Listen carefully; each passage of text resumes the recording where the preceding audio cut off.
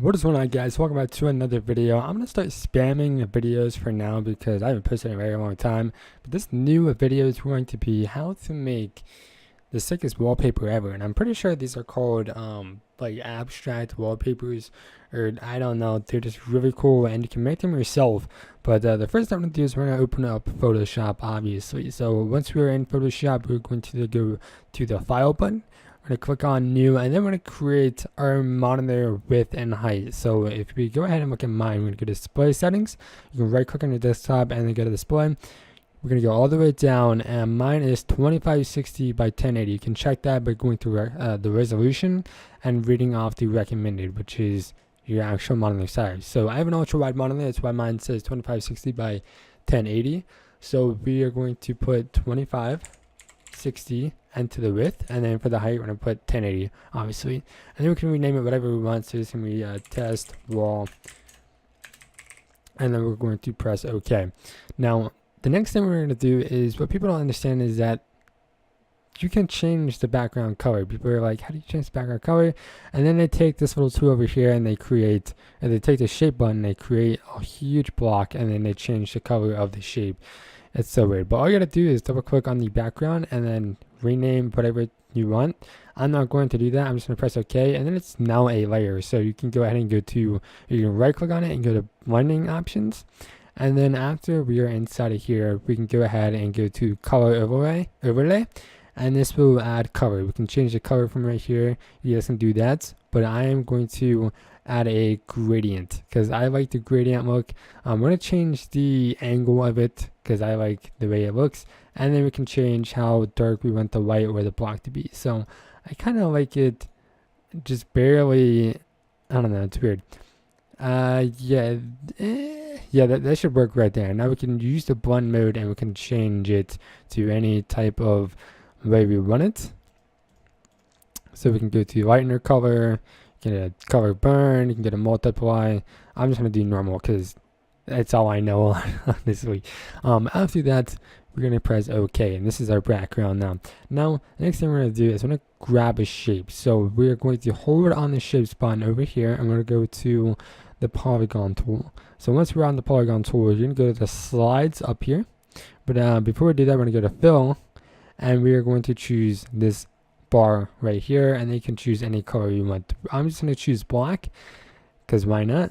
And then we can change the lines of it, the font, whatever it is. But we're going to be focusing on the slides. So for the slides, I want to you're going to do how many not the slides, the slides. We're going to do the sides. So however many your shape that you want, count the sides on it and put the number of it down. So a triangle has 3 sides, and so we're going to put 3 in here. And now once we start building, this is what it's going to look like.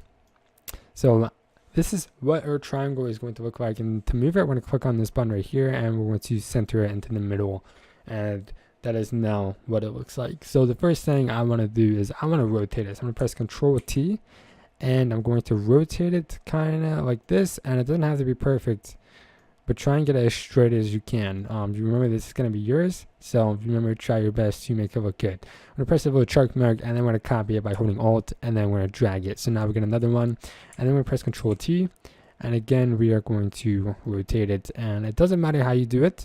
I'm just doing mine like this, kind of making it like you know, what are the symbols? The pause, play, and I don't know what some of this is, whatever.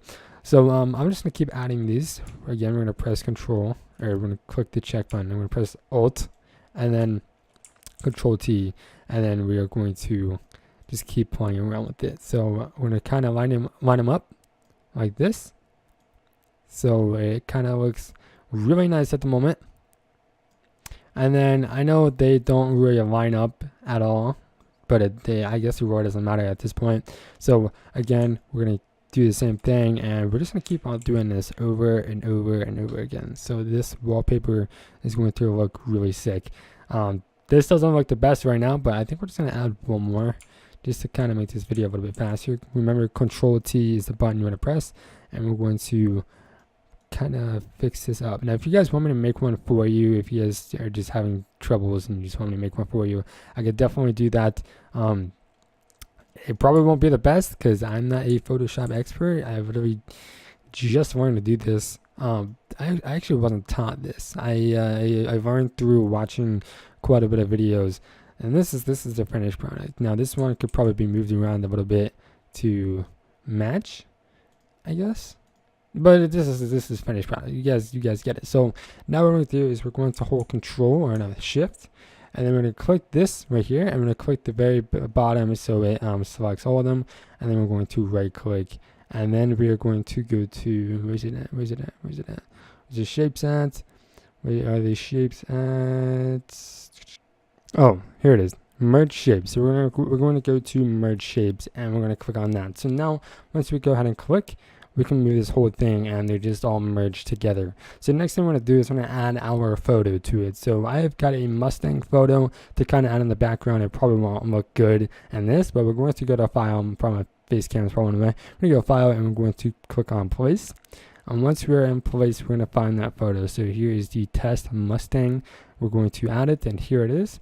We are going to now fit it in between, and we're going to cover this whole entire shape. So the shape that we made, we're going to cover it and make it look good. So once we have done that, we're going to click on this check, and now we can't even see our thing. So the first thing we're going to do is we're going to create clipping mask, and now look at that. That looks pretty sick. Now you can do this with any other image, and I'm going to show you guys how to actually render this out, just to kind of show you. And you might not even be able to add a little bit more effect by going to blending options and then clicking on stroke. Now you can change the color of the stroke and kind of add a little bit more effects to it. Add the size. That kind of looks like trash, but you can do this, and if you ask me, that looks like a pretty sick photo. That's something I would put on my wall or on my desktop. That looks pretty nice, and our finished product looks really sick. So now I'm going to show you guys how to export it out. Now people just think going to File and doing Save As is going to work. No, because I'm going to show you guys what Save As does. So people will go to JPEG, and then they'll go to Desktop, and then they'll save it, and then they'll just press OK. Now this is what your finished product looks like. It looks completely different from this, doesn't it? It looks really bad. So I'm going to show you the real way to do it. You're going to go to File, and then we're going to Save for Web. Now you can customize it however you want. I'm going to do JPEG. I'm going to do quality on high, and then optimize, and then all these, they can just, leave it alone. For this, I just leave it on none, and then 60, the blur is 0. And again, you can check out how it looks before. Make sure you have RGB on. I'm not sure where to do that. I forget where that's at, but make sure, convert to RGB. So make sure you have that clicked on. And then for the percent, put on 100. And for the quality, I put it on by cubic sharpener. And then after that, I press save, go to desktop, and then save it again. Now it should ask us if we want to replace it. Okay, no, it won't. But now here is our finished product. Bam, right here. And you guys can see the difference. If I open up this one, you guys can see a big, it might not look like a difference, but it's definitely, this block right here is lighter than this one right here. It looks a lot better. You can kind of see there's a lot more color on this one than there is this one. But yeah, so it's literally all you guys have to do. It's the easiest way to make a simple wallpaper. I hope you guys do like this video. If you did, please smash that like button, and I'll see you guys in the next video. Peace out.